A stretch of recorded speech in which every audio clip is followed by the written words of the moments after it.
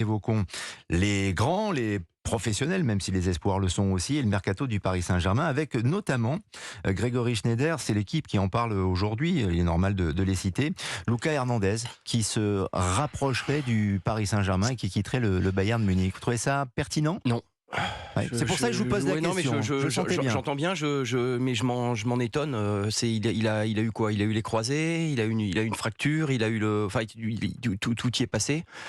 Alors, je veux pas bien sûr, on est tous d'accord ici pour dire que c'est un joueur de très très haut niveau. Il a été clé dans la conquête du titre 2018, puisque c'est lui contre l'Argentine qui commence à donner l'impulsion. Enfin, et je peux vous dire que dans le groupe France, à la fin du Mondial 2018, il savait ce qu'il lui devait.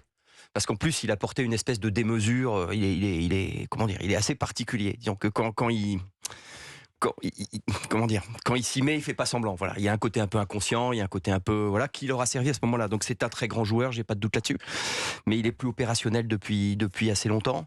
Il se blesse, il rechute, il re-rechute. Je peux que me dire que c'est un risque en fait.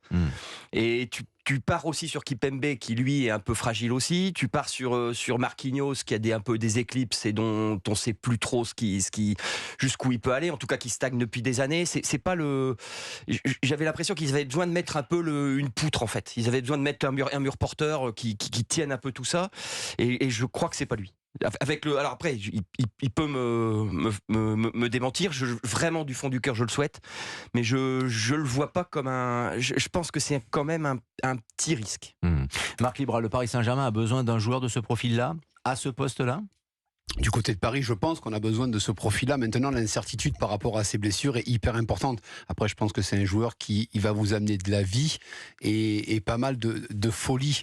Après, au niveau de la grinta, comme son frère, son petit frère, ce sont des joueurs qui n'ont peur de rien. Donc ça peut-être faire énormément de bien au PSG. Après, la question que je me pose, est-ce que dans son plan de carrière à 27 ans, c'est vraiment très intéressant ou opportun aujourd'hui pour lui de venir au PSG ? Je me pose la question, parce que depuis de nombreuses saisons, la plupart des joueurs qui viennent au PSG, il n'y en a pas beaucoup qui flanquent. Malheureusement, il n'y en a pas beaucoup. Donc aujourd'hui, quand il est dans un très grand club, à moins que le Bayern le mette dehors, mais je ne pense pas que ça soit le cas. Non. C'est un choix de carrière très très très surprenant. Après peut-être retour en France, retour à la maison peut-être. C'est un garçon qui est né à Marseille aussi.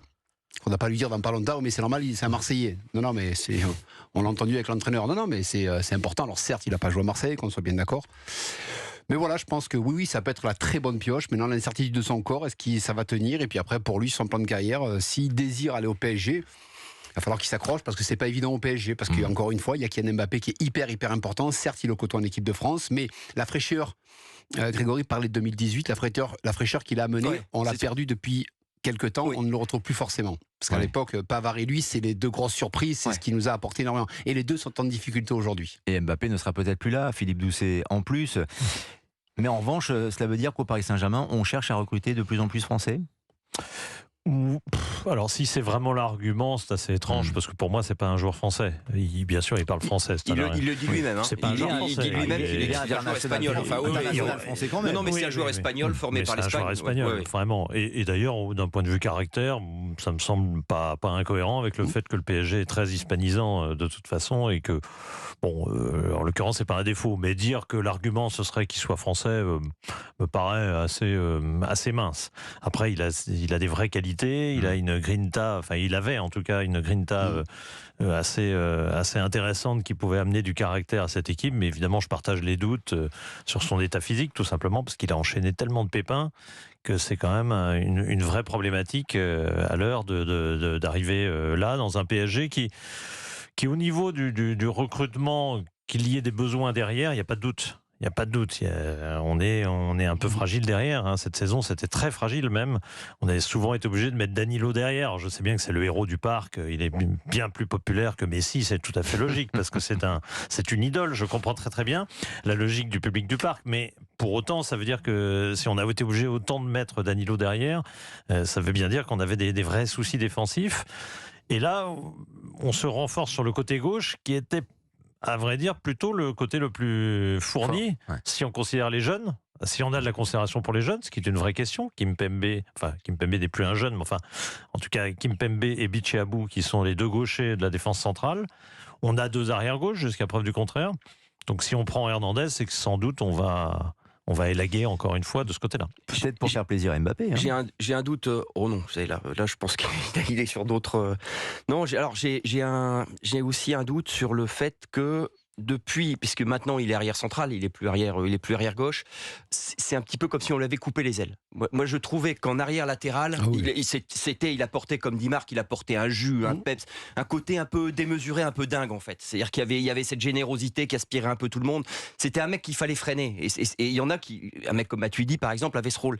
Et je trouve que depuis qu'on l'a mis en défense centrale, alors ça reste un joueur de haut niveau, il y a pas de doute, et en plus qui arrive à revenir assez vite de blessure. Enfin, quand il revient de blessure, il arrive à être performant relativement rapidement, ce qui est pas rien.